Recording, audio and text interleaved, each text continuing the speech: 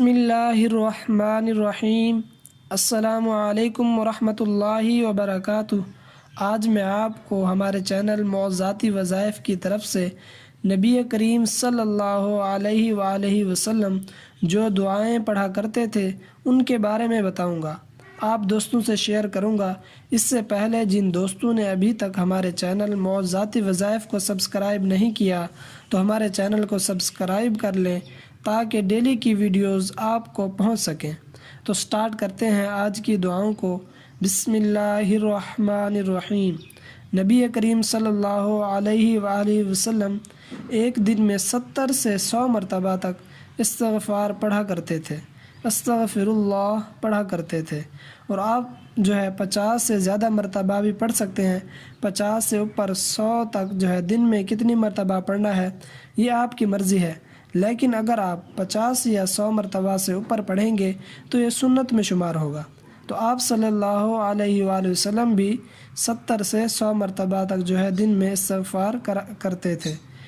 لا حول ولا قوت الا باللہ 30 مرتبہ، یہ جنت کے خزانوں میں سے ایک ہے، اور یہ بھی آپ صلی اللہ علیہ وآلہ وسلم پڑھا کرتے تھے، اور آپ بھی یہ پڑھیں لا حول ولا قوت الا باللہ۔ آپ دن میں 30 مرتبہ ضرور اسے پڑھیں۔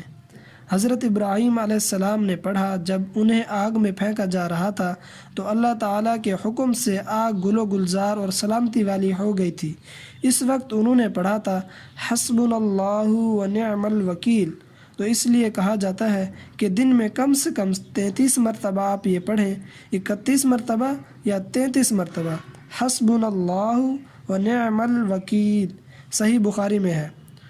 اور یا حی یا قیوم برحمتک استغیث، رسول صلی اللہ علیہ وآلہ وسلم کو جب بھی کوئی مشکل معاملہ پیش آتا تو آپ یہ پڑھا کرتے تھے 20 سے 22 مرتبہ۔ یہ جامع ترمذی میں ہے۔ یا حی یا قیوم برحمتک استغیث، یہ عمل جو میں نے آپ کو بتائے ہیں، امید ہے کہ آپ دوستوں اور میری بہنوں کو سمجھ آ گئی ہوگی۔ اب آپ نے آگے ان تمام ویڈیوز کو جو میں اپلوڈ کرتا ہوں ان کو ثواب اور صدقہ جاریہ کی نیت سے شیئر بھی لازمی کرنا ہے، تاکہ یہ اور لوگوں تک پہنچ سکے اور وہ بھی سیکھ سکیں، اور آپ کو اور مجھے بھی صدقہ جاریہ کا زیادہ سے زیادہ ثواب مل سکے۔ اللہ پاک آپ کا حامی و ناصر ہو۔ مجھے اپنی خصوصی دعاؤں میں لازمی یاد رکھیے گا۔